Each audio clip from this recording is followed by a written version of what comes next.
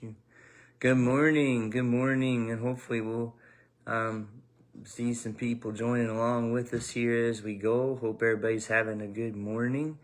Good morning, friends. This is live from Pastor Ed's kitchen, and hope everybody's staying safe and well. And we're trying to get a day to kind of recover from the snow a little bit, and some of us are still sick and not feeling well. I'm going to check with Denise here and make sure we're broadcasting okay. Do you have it up live on yours? No. Is it not working? I haven't put it on. Oh, okay. We got somebody on. So Adam Garst. Good morning, Adam. It's good to see you. So we've got a few people joining here and there, and feel free to comment and say hello. And hopefully we'll get some more joining us. Good morning to those that are watching on YouTube. Thank you for Bruce for downloading this a little bit later. But by all means, drop in a comment and we'll say hi this morning. And we'll just have a quick devotion for everyone. And just a quick few announcements kind of while we're starting. Do pray for Elsie McCartney. Elsie not feeling very well this morning. That's another thing with the snow. If we kind of stay in and stay warm, it kind of gives the flu bug and everything a day to rest and not spread around everybody. So hopefully, Elsie, you're getting some rest. Hopefully everybody's feeling better. Good morning, Donna Gibson. It's good to see you this morning. Hope all is well with you. Hope you're feeling better. Just continue to pray for Rick and Debbie Waller. They should be both home by this time. And so just continue to say prayers for them. Pray for Elsie if she's not feeling well. Pray for a friend of mine, Katie Hastings, is somebody that I teach with, and she I had her baby premature this morning, and there was some complications with the lungs, so they have taken her over to I think one of the children's hospitals there in St. Louis. So just pray that everything's okay with her and the baby. And her name is Katie Hastings. If people could pray for Katie, I'd sure appreciate that. And just some other news and notes. There was going to be a youth event this evening. It has been canceled due to the weather, so we will be Zooming. Zoom will be happening at 7 o'clock tonight, like always. So we hope everybody can join us at 7. And just good to see everybody who's with us online today. So good morning, Irma Cruz. We're seeing some familiar faces this morning and maybe some faces that I don't know. We're getting a lot of people just kind of coming in right now, these first few minutes. So it's good to see a lot of people tuning in. So be sure to say hi in the comments. Let me know if you're here this morning. Well, on Sunday mornings, we've been doing a sermon series based on love and the love chapter. We've been talking about a lot of things that love is. Good morning, Ruth. And we've been talking about how love is patient. We've been talking about how love is kind. We've been talking about a lot of things that love is. And today, our sermon this morning is talking about what love is not, is what we're going to be talking about. Love is kind, love is patient, love is kind. And today we're going to talk about how love is not envious. It does not envy. So there's a good Valentine's Day message for Valentine's Day weekend. It's not really something we think about very much, envy. I don't think it's a huge problem in our church. For a moment, I didn't really think envy was a huge problem in my life until you get on social media, right? I remember a post on social media that a friend of mine shared, or acquaintance of mine shared, talking about her husband. And the husband I did know fairly well. We went to college together, same age, same walks of life. And she had texted how her husband was just there for her every day, was the best husband ever.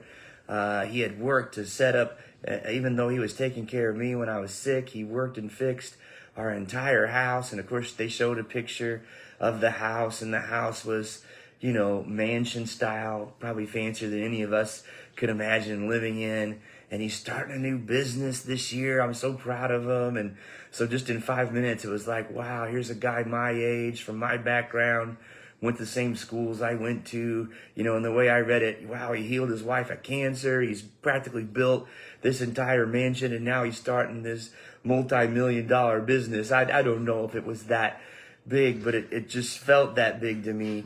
And it just kind of already, instead of celebrating and being glad for all the accomplishments he has been able to do in his life, what really was quite remarkable, I began to become a little jealous. Do you ever get jealous looking on social media posts?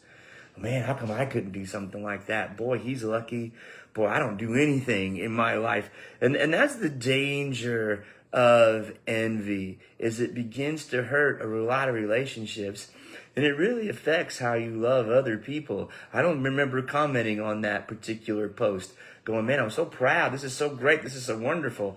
I remember reading that post going, oh man, this guy turned out in life way better than I did. That's the danger in envy, is it hurts our relationships. And really, if you think about it, the definition of envy, Thomas Aquinas says, envy is very simply sorrow over another person's success. Sorrow over another person's success. And if you think about it, one author says that is the exact opposite of what love is. Love says, if you're sad, I'll be there and I'll be sad with you. I'll go through things with you. If you're glad, I'll be happy with you and rejoice with you. Envy, however, says, oh, great. Are you happy? Oh, man, then I'm sad. Are you sad? Oh, great. Then I'm happy. I mean, envy is the exact opposite of love. And that's the danger, is it, love should care very much for the relationships that we're in and lift up people, not the opposite. So I found that envy affects our relationships in 3 areas. Number 1, it affects the relationship with that other person that you're envy of. Instead of celebrating with that person, you're upset with them or frustrated, or you don't rejoice with them. It affects the relationship with yourself. You begin to think that you're not worth anything. You begin to think that God made a mistake with you. You begin to think you're a failure. A lot of times we're very content with what we have in our life until we look and see what someone else has. And then envy kind of steals the joy and contentment that we have in life. So it hurts our relationship with other people. It can hurt our relationship with ourselves. And probably the biggest relationship it can damage is our relationship with God. Well, God, why didn't you do to that person? Why didn't you do with me what I did with that person? Well, God, I follow you just as much. Sometimes we might say, God, I follow you more than that person. How come they're getting more out of life than what I am? And there's a simple proverb about envy, and it says this: a peaceful heart leads to a healthy body, but jealousy is like cancer in the bones. Another version of the Bible says envy makes the bones rot. So if we're healthy and content and happy with what God gave us, we can receive love and give love freely to others because we're overflowing with thankfulness. But if jealousy, the Bible said, kind of spreads like bone rot or cancer through our lives, and instead of bringing life to others, we can bring just upsetness, stress, unhappiness. That's kind of what we bring to others when we're envious. A classic example of somebody who had envy would be the Pharisees. If you think about it, I want to read a verse from Matthew chapter 27. If you just joined us, we got Ray joining us this morning. It's Ray's birthday tomorrow. Happy birthday, Ray. We've got a bunch of people that just joined us in the last few seconds. So if the people that have been with me for a while can let me catch others up. We're talking about love all throughout the month of February. We've talked about how love is patient. We've talked about how love is kind. We talked about the different things that love is. This morning we're talking about what love is not: envy. And we've been talking about how envy can happen a lot on social media as you read different posts and you go, man, I wish that was my life. And we talked about how envy is the exact opposite of love. Instead of rejoicing with someone else's success, rejoicing with somebody's happiness, as Thomas Aquinas says, envy is when you are sad over someone else's happiness. It's the exact opposite of love. And we talked about how love can damage our relationship with others. It can damage how we view ourselves. and it can really damage our relationship with God. And here's a classic example of how envy can destroy your life and others, and it's in the life of the Pharisees. Look at Matthew chapter 27, verses 15 through 18, and it says, "It was the governor's custom during each year for the Passover celebration to release one prisoner to the crowd, anybody they wanted. This year there was a notorious prisoner, the man named Barabbas. As the crowds gathered before Pilate's house that morning, he asked them, 'Which one do you want me to release to you, Barabbas or Jesus, who is called the Messiah?'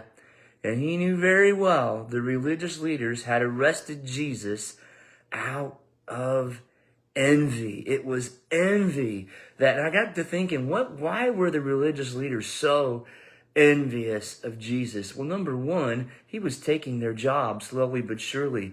People did not need the Pharisees for forgiveness. They did not need the temple for forgiveness. They just needed to follow and have a relationship with Jesus. The second thing is, you think about how Jesus came into Jerusalem that week on a donkey. There were crowds everywhere. People were praising him. People were rejoicing with him. It wasn't necessarily the reception that the Pharisees would receive. And I wonder if envy just had a lot to do with this. I mean, think of all the things that Jesus could do. He could heal people miraculously. He could make the lame walk. He could make the blind see. Deep in their hearts, I think the Pharisees knew there was no way that anybody could do that unless they had a strong relationship with God. And I wonder if the Pharisees just began to resent, Jesus can do all of these things that we can't. Why did God give Jesus these abilities and not us? And they began to mask their envy with good intentions.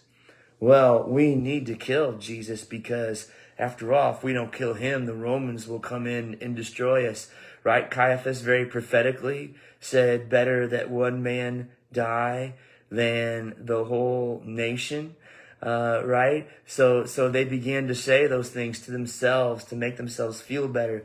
Well, the reason that we're killing Jesus is we're just trying to save our country. But even Pilate knows you can hide envy with good intentions, but people will eventually see how envious that you are. It sticks out.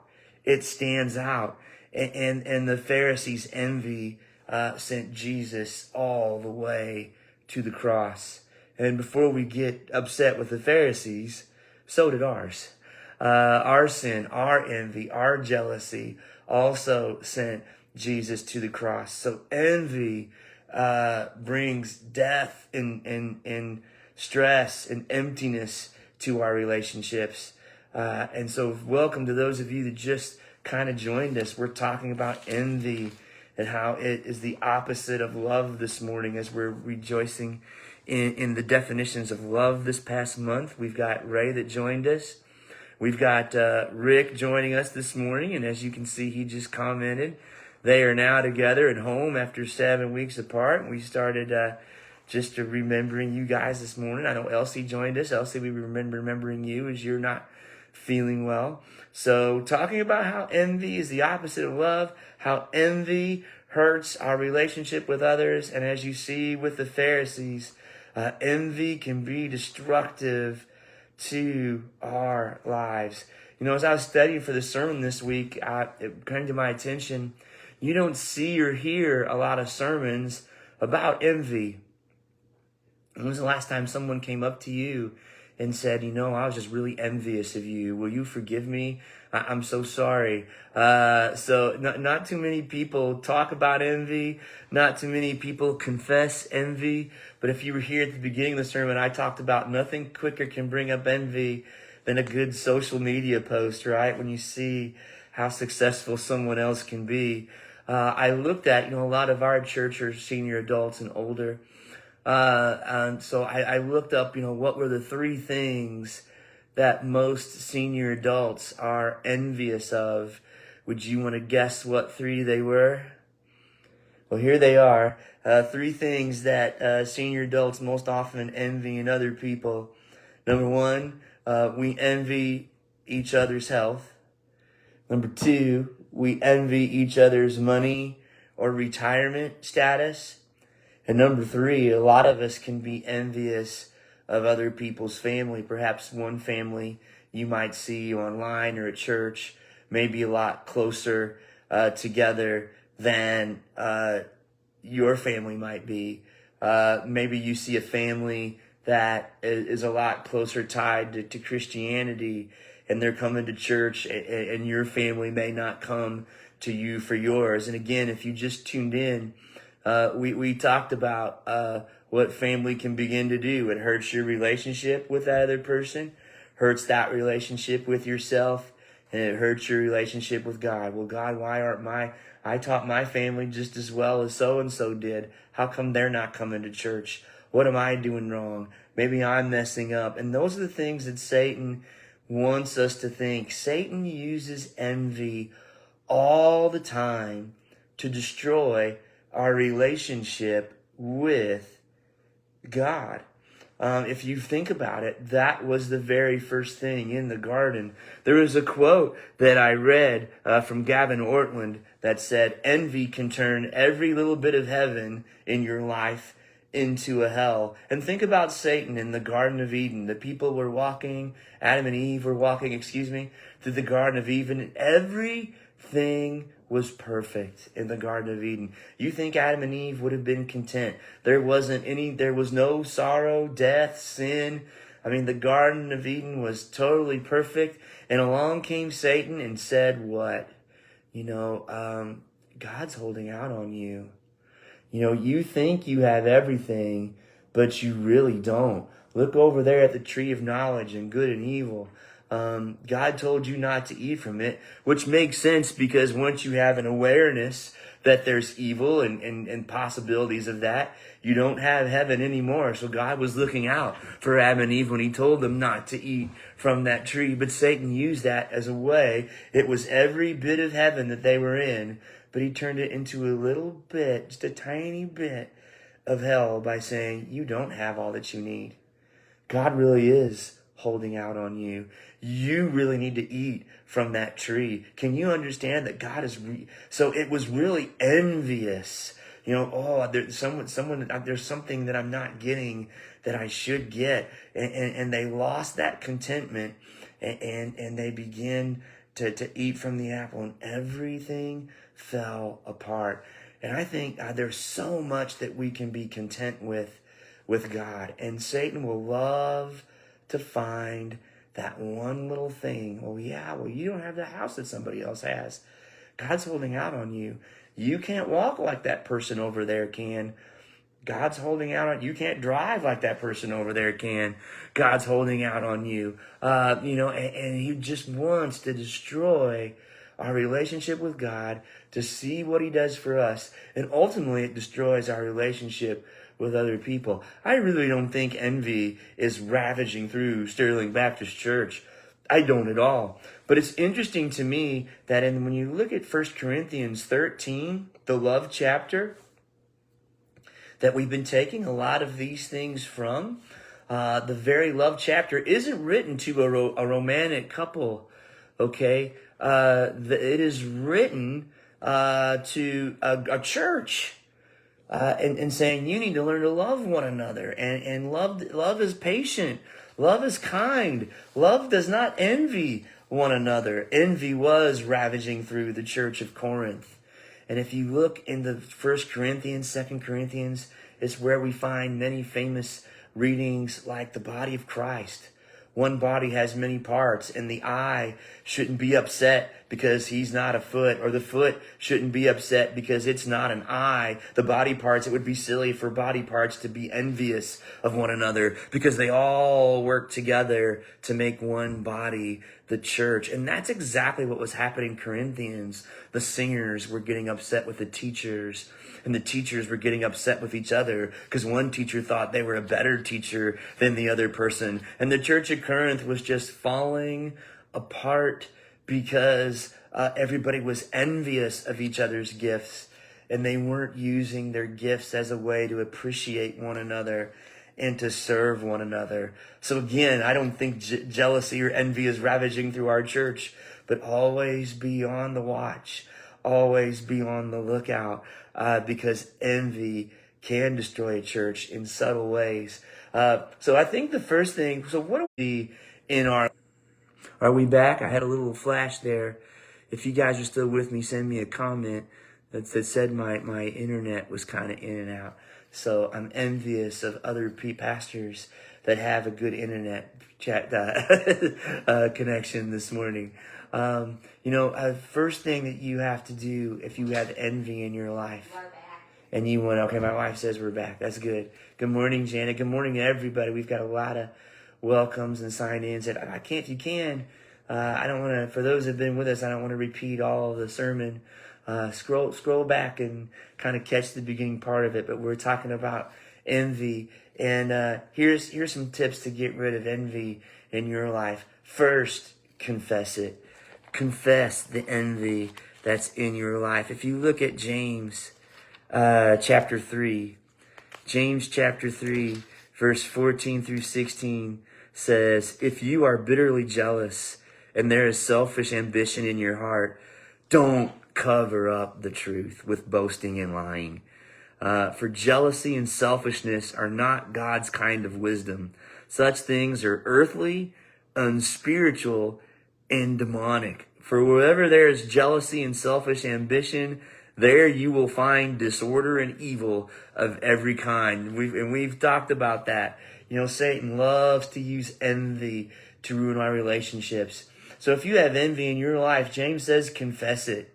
Don't lie to yourself about it. Confess it. Oh man, if I were to confess, oh man, I can really be envious sometimes of other teachers if I think they've got a great idea in their class, or I see students really responding to them.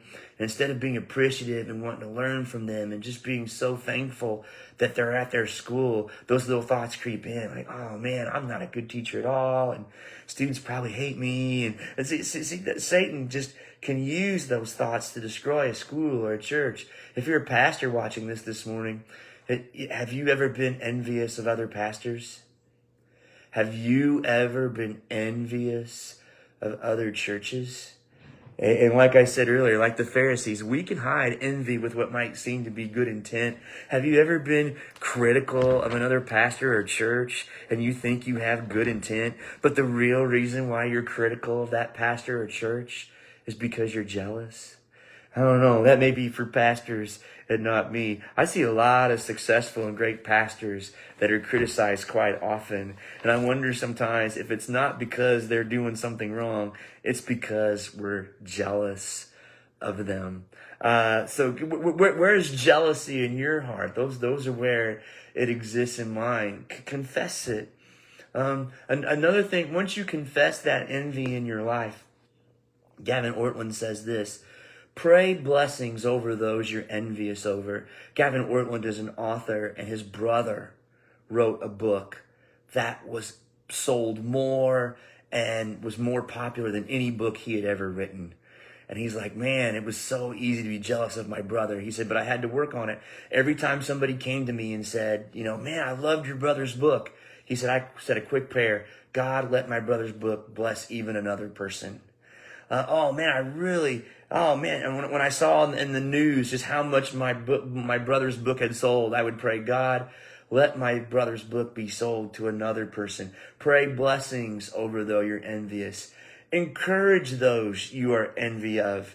If you are envious because somebody's better looking than you, say, man, you look great today. So God has really blessed you. If you're jealous of somebody else's car, sincerely encourage their car. Man, I'm so glad that God gave you that vehicle. Sincerely encourage and play blessings over those you envy, and that will begin to change your heart. Here's another thing you can do. So we admit when we're envious. We pray blessings over those we're envious of. Seek and embrace your unique calling from God. Other people have different kinds of gifts and can do things that I can't begin to do. But there are certain things that God has gifted me to do. Embrace that calling. fulfill that calling. The worst thing we can do is fail to serve God because we're mad because He didn't give us certain gifts. Do you ever know somebody like that when you were little? They didn't get what they wanted, so they wouldn't come out and play, right? They wouldn't play along. Sometimes we can be that way with God. God, we're not going to play along because you didn't bless